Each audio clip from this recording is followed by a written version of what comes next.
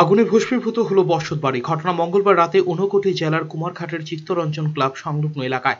ঘটনার বিবরণে জানা যায়, সন্ধ্যায় সখীরঞ্জন ঋষি দাসের ঘরে কেউই ছিলেন না। পাশের ঘরে ঘুমিয়েছিলেন ওনার ছোট ভাই। হঠাৎ প্রতিবেশী মানুষের চিৎকারে ঘুম ভাঙে তার ভাইয়ের এবং ঘর থেকে বেরিয়ে দেখতে পান ঘরের এক কোণে আগুন লেগেছে। মুহূর্তেই আগুনের লেলিহান শিখা গ্রাস করে নেয় পুরো বাড়িটাকে। খবর দেওয়া হয় কুমারঘাট অগ্নি নির্বাপন দপ্তরে। ছুটে আসে একটি ইঞ্জিন।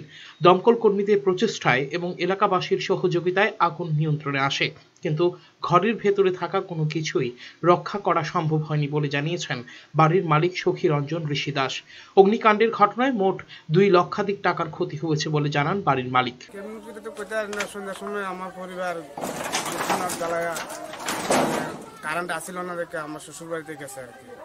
যাওয়ার কিছুক্ষণ 1 মিনিটের মতন হয়েছে, আজকে ওই তারা পাশের বাড়ির লোকে বাইরে করতেছে বাগনির ঘরে আগুন। ও দৌড়ে বাইরে আয়া দেখে ঘরে পুরো আগুন, ঘরে ঢুকার মতন।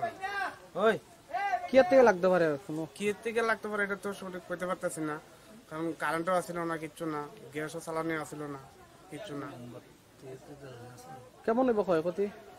ক্ষয়ক্ষতি তো আমার সব শেষ, আমার ডকুমেন্ট, কাগজপত্র, ঘরের জিনিসপত্র সব শেষ। আগুন লাগার কারণ নিয়ে সৃষ্টি হয়েছে ধোঁয়াশা। ব্যুরো রিপোর্ট, চ্যানেল 3 রাত।